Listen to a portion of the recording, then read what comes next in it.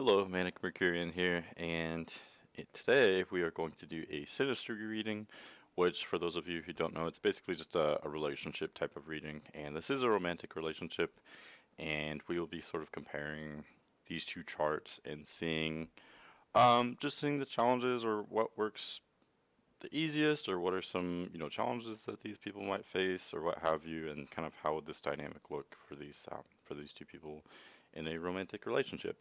And for chart one on the left side, this person was born on a Saturday at November 11th, year 2000, at 12:25 a.m. in Budapest, Hungary. Such an interesting birth date. I feel like you'd have an interesting numerology reading because being born on 11/11/2000, just after midnight, seems just kind of interesting. But for person one, who I will refer to as, I'm basically going to be doing this reading to you, person one. So when I say you, that's what I mean. This person born year 2000 here with the chart on the left. I'm not totally sure if this is the chart of the person who requested this reading, but that's what I'm going to go with, just to kind of simplify things here. And for you, you do have Sun in Scorpio, Moon in Taurus, Virgo rising. And since this is a relationship-oriented reading, I do very much look at the Venus, Mars, and Descendant very closely. So your Venus is in Sagittarius, Mars in Libra, and your Descendant is in Pisces. For person number two is born on a Friday, June 21st, 1996 at 6:30 p.m. in Győr, Hungary. I'm sure I didn't pronounce that right, so I apologize. But for person number two, you have Sun in Cancer, barely in Cancer. It's born first day of Cancer. Moon in Virgo, Sagittarius rising. And interesting thing here is that person number two has Venus, Mars, and Descendant all in Gemini. So all these kind of relationship-oriented things that I look to are in Gemini. Mercury's in Gemini as well, and I can also mention person number one, you have Mercury in Scorpio. So very different communication styles here. Okay, and let's throw in Lilith as well, because Lilith has something to do with like sexuality and also a lot of other things. But person number one has their Lilith in Capricorn. Person number two, Lilith in Leo. It's very, very interesting. So to be honest, when I first looked at these charts together, I honestly thought pretty much like, what are you fools doing? Like, it really didn't make sense to me at all at first. But once I kind of looked at the charts more, I can definitely see the allure here, and I can see it's definitely interesting. So, most situations aren't black and white. It's not a yes or a no. Pretty much any two people can make a relationship work in the right circumstances or if they do the right things. However, different dynamics will be easier or harder or more or less rewarding. So I'll definitely kind of go into some nuance here. Let's start with what I've actually just learned more recently about how this dynamic would work. So you both have a lot in common and a lot different. The similarities is that you actually both have water, sun, earth, moon, and you both have a Virgo connection as well. So you, who I'm talking to, you have Virgo ascendant, and your partner has Virgo moon. So you both have these Virgo qualities. Let's see here. You can both like take care of business, so to speak, and be, take care of those more mundane aspects of life. But you are both, it's interesting, both being water, sun with earth, moon, you do have a lot in common. So you are both very emotional and sensitive, but having those earth moons makes you very grounded and practical. So both of you would be much more grounded and realistic than perhaps the average water sun sign. So yes, you are Scorpio and your partner is Cancer, but you with your Taurus moon and your partner with the Virgo moon, you're very grounded emotionally. I don't see either one of you as being prone to outbursts or drama. I think both of you would hate drama. You're both kind of low key, very steady individuals, I would say. And I think that's really nice that you can, not only provide that for a partner, but also enjoy that. You'd both have that same kind of steady and especially emotionally steady and emotionally mature outlook. So that's really nice, and that would just make things really easy. You would have a lot in common there. It would be easy to get to know each other.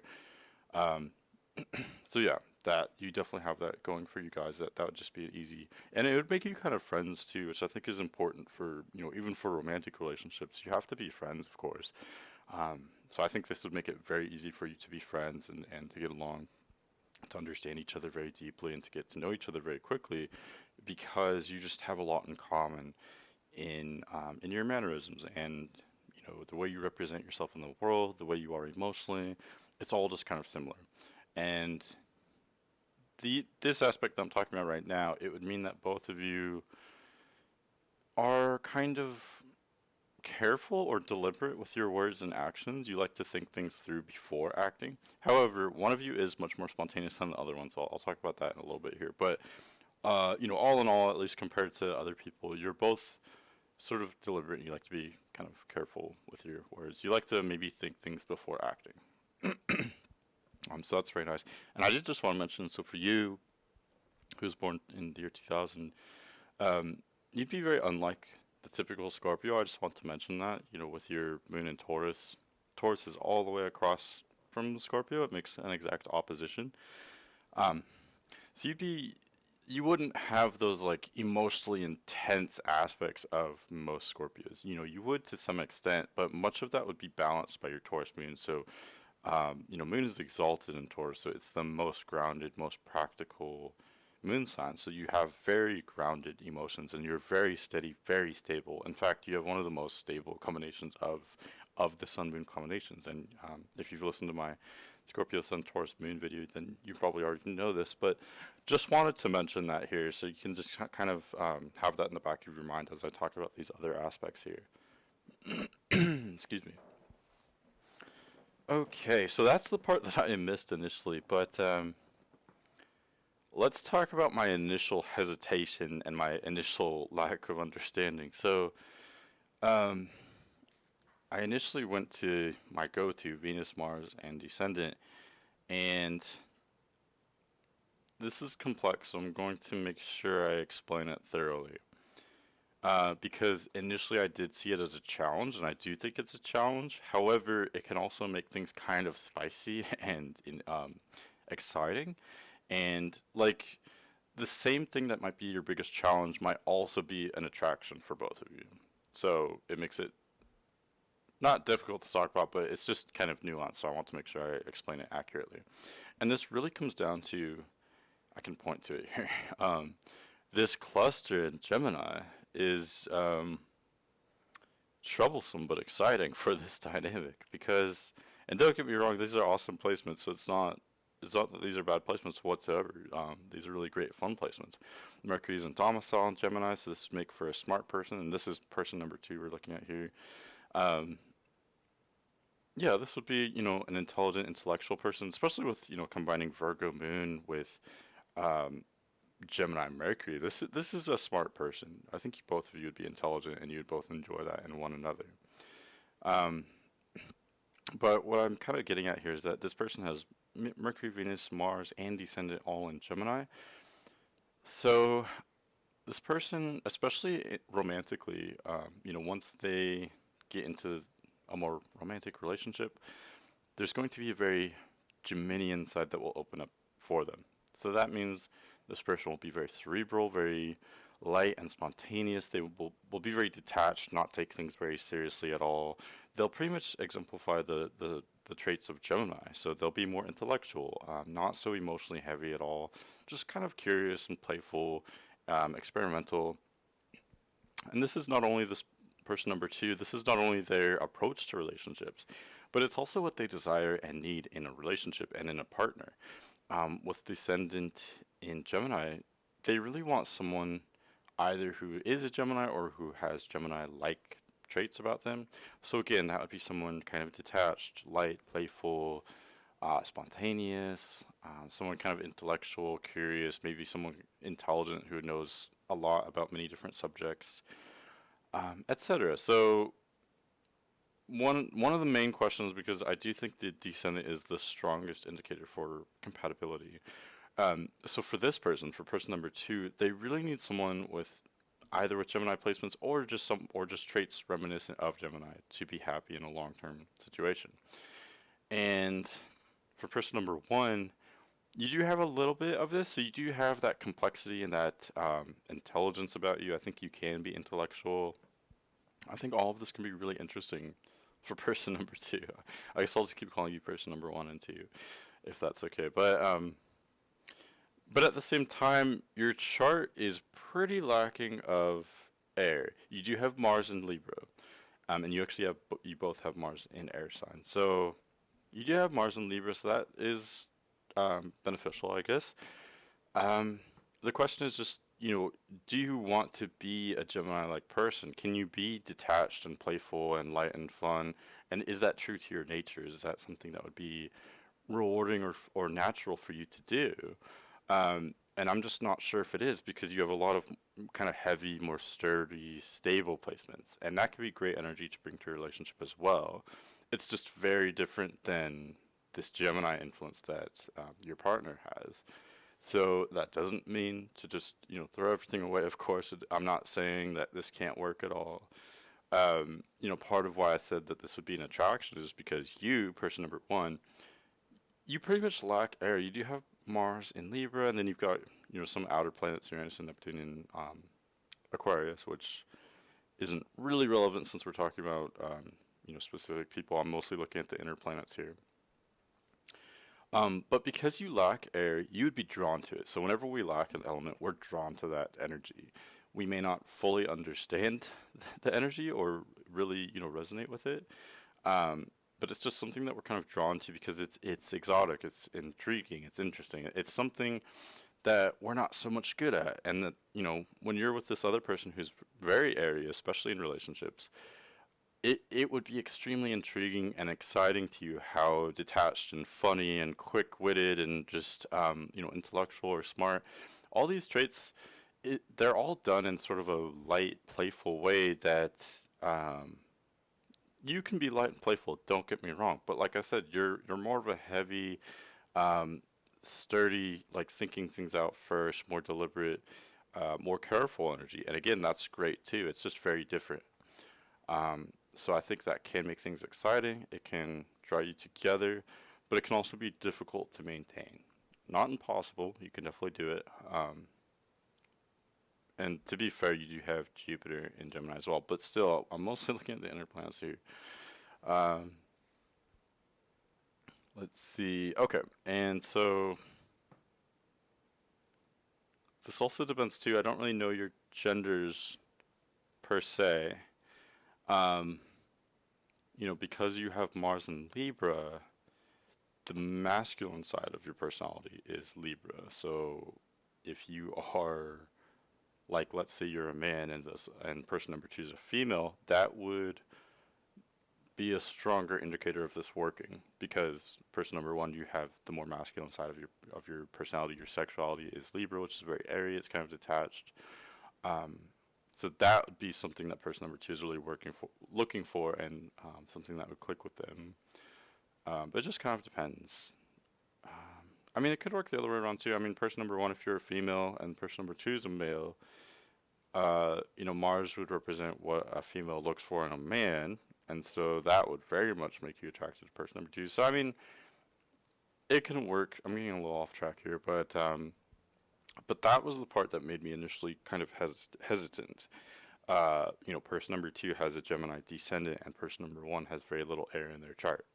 But again, this can work. It's just whenever you have a lot of contrast between two people, it makes it more exciting, more fun, more lively, and that can really bring some excitement because, going back to the first part, you do have water suns with earth moons. You have all that in common, and that can be very easy, but when you have too much in common, it can make things kind of complacent or boring. It ends up resulting in that you're just friends. There's no like sexuality or passion there. So bringing these two different themes together can actually work really well. I mean, you both have the water suns, the earth moon, so you get each other on that level. That's easy to understand. You can have that as a starting place where you can always relate to one another, and you can have that ease of the connection there. And then I think bringing this other theme in with person number 2 being so airy and so light and playful, maybe kind of chatty with you. It brings contrast, which can be difficult, like I said, but it also makes it exciting and passionate. Okay, so, and these are the two themes that I mostly see in compatibility charts. The more you have in common, the easier it's going to be, but it'll also be more boring. The more you have different from one another, the more exciting and sexual and passionate and romantic it's going to be at first, but then the harder it will be to maintain in the long run, if that makes sense, because you would have to be very whole within yourselves to understand someone whose style is very different than yours. And I think for the ideal connection, if there is one, I think you do need some elements of both in the charts. So you do need some similarities so that you can always relate to one another and understand each other, but also a little bit of contrast to kind of spice things up and bring a little bit of edginess in. So I guess you both do have these elements in your charts here. I want to talk more about the descendants though, and I haven't covered your person number 1, your descendant at all. So being a Virgo rising, you would be kind of the more organized one in the relationship. Now, I did say you both have Virgo elements. You can both be organized. You can both be intellectual and intelligent and rational and organized. You can both, like, I think both of you are good at, like, going to work and, taking out the trash, all the, like, mundane aspects of life. You're both good at that, which is really good that you can be kind of responsible in these areas. That being said, person number 1, you are more responsible, though. You're more steady, more sturdy. You're less like whimsical or spontaneous, so it's really good that you're kind of like the rock of the relationship.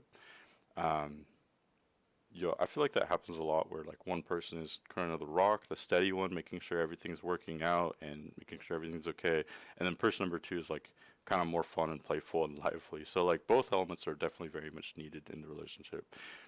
But person number 1, I definitely see you as being the more steady one, making sure everything is like working, and what have you. But being a Virgo rising, you have Pisces descendant. So this means you want someone kind of less structured. You want someone more playful or more like spiritual or more abstract or more emotional, someone more sensitive.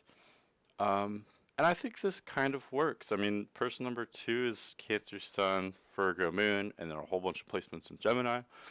So they would be sensitive and I don't think they would be as structured. They have just enough structure with that Virgo moon that they can be organized, but at the same time, there's a lot of mutable energy when you combine all these Gemini placements. So, so person number 1, I think you would enjoy that person number 2 is a little bit less structured, more spontaneous. They're very complex. There's like a lot going on. They're constantly meandering and going this way and that way and having all these different ideas and feelings. I think that'd be very interesting for you, and it would keep you kind of interested in the dynamic. It would liven things up for you.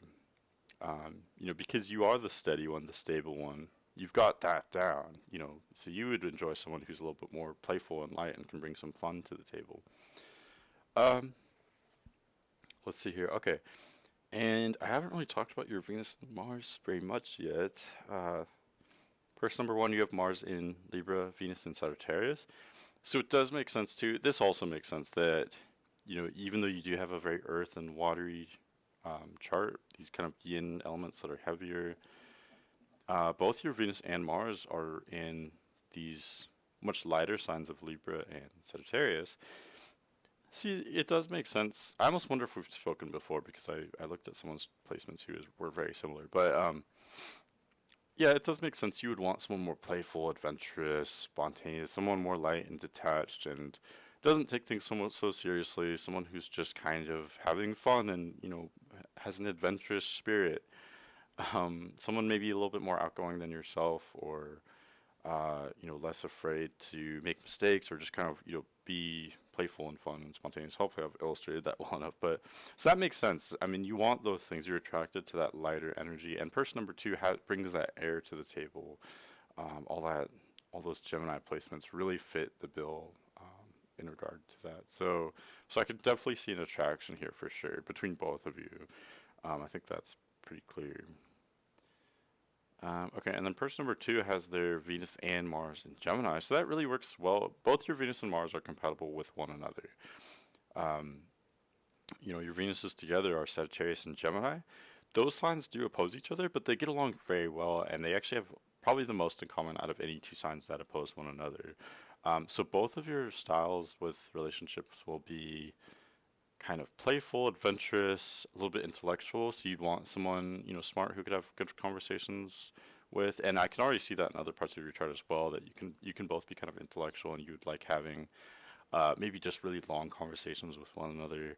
But you'd also be kind of adventurous. You'd like to go out and have adventures or meet different people and have those experiences with one another. And this might sound vague, but not everyone wants this in a relationship. Some people like to just stay home. So not everyone wants to like travel or whatever. They really don't.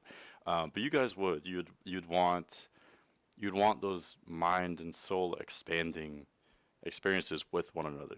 And I think you could both really open up and be more playful once you're together too. You'd be so open to the world when you're together because of your Venus signs. And then looking at your Mars signs, which also has to do with your style in a relationship, but it's more of like the sexual side of things. Person number one has Mars in Libra. Person number two has Mars in Gemini. So you both have air Mars. So this will be also very similar. Um, Both of you may not have. I want to be careful when I say this, but Mars in Libra would suggest sort of a weak sex drive a little bit.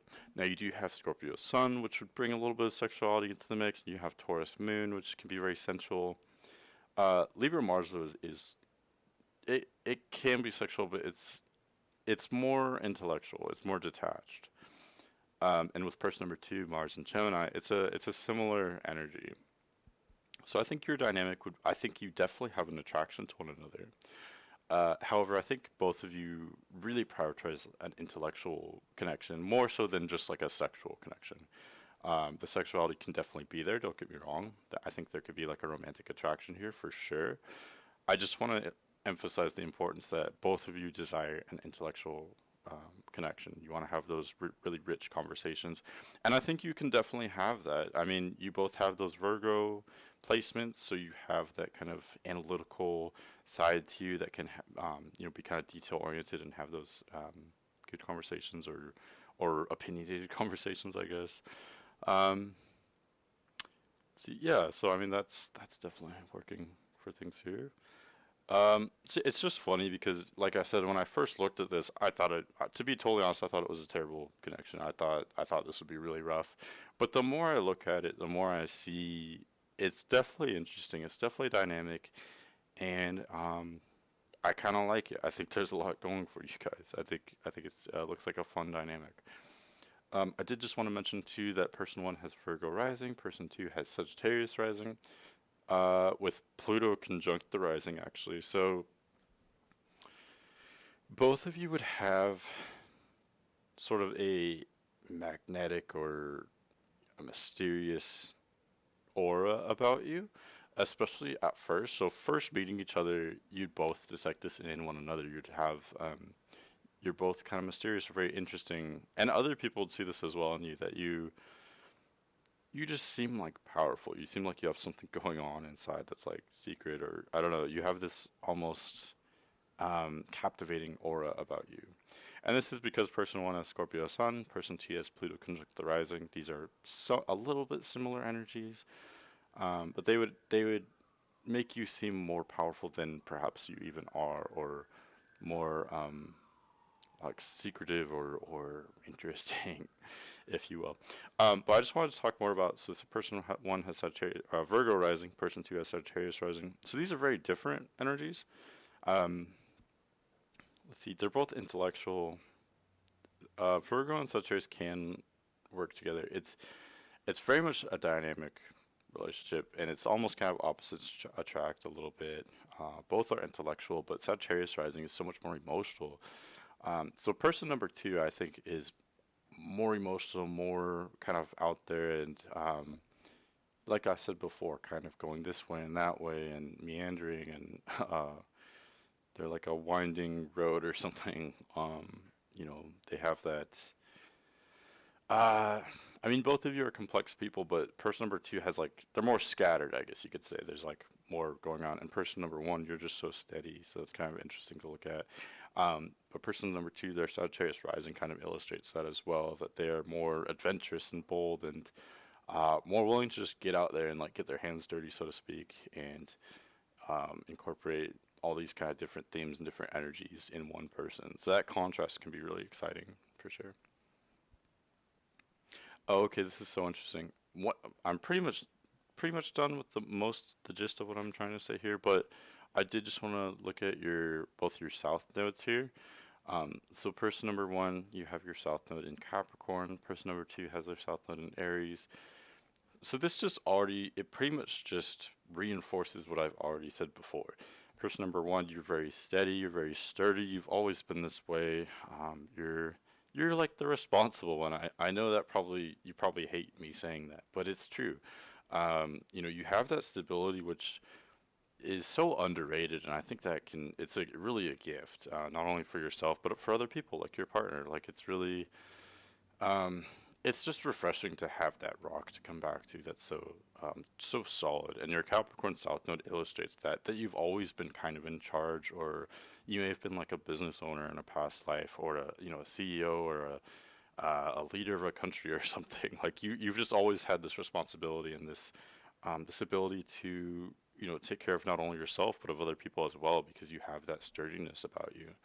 And then person number two with your Aries South Node, you've always been more bold and outgoing and also independent, but in sort of a different way, more of a fiery, brash, spontaneous way, almost childlike, but not to say immature at all. It's just very outgoing and just playful and willing to explore the world and just be um, I don't even know how to put it, impulsive, but that's not really the word I'm looking for. Like you're willing to just throw everything up in the air and just see where the chips may fall, if you will. Like just kind of get out there and see what happens. And I think that's a really beautiful way to kind of um, crystallize a lot of both of what your personalities are. Um, so kind of wrapping things up here, you both do have the water sun with the earth moon. You both are sensitive and um, grounded. You're both nurturing but also grounded. You have those things in common. So I think that, yeah, that's a really great, you have that kind of base to relate to each other. You have a lot in common. Um, but then the different aspects here is that person one is so solid and stable, and person number two is so playful and outgoing. Um, so I think this is really beautiful, honestly. There would be challenges, like I said. Like, I still hold on to person number two needs someone airy and playful and light, and I don't know if they would always find that in person number one. I think that would be the biggest challenge. Um, but person number one, you do have your Venus and Sagittarius and your Libra Mars. So as long as you're feeling, still excited and romantic, you would be playful to some extent. You'd have those kind of light, detached um, qualities about you. But that would be a a difficulty here that would require, like I said before, it would require open-mindedness for both of you um, to kind of bridge that gap. But otherwise, I think it's a really beautiful combination. You have a lot in common, you have a lot different, and you can fall back on the similarities, but then the differences make things interesting and exciting. Um, so yeah, I think you have a lot going for this combination. It would be challenging, but definitely rewarding, definitely fun. I could definitely see the attraction here. So let me know if I missed anything, or if you'd like anything covered more specifically, or if you had a specific question you'd like me to answer. I'd be happy to continue to maintain this dialogue with you. And for anyone else, if you'd like a reading like this, I charge right now. It's early December 2021. I'm charging $5 for birth chart readings or synastry readings like this. So if you'd like a reading, just email me at manic.mercurian@gmail.com, or you can just leave a comment on one of my videos. Um, but yeah, thanks for watching, and just keep talking to me. Let me know what you'd like. I'm here to help. But thanks for watching, and I will see you guys later.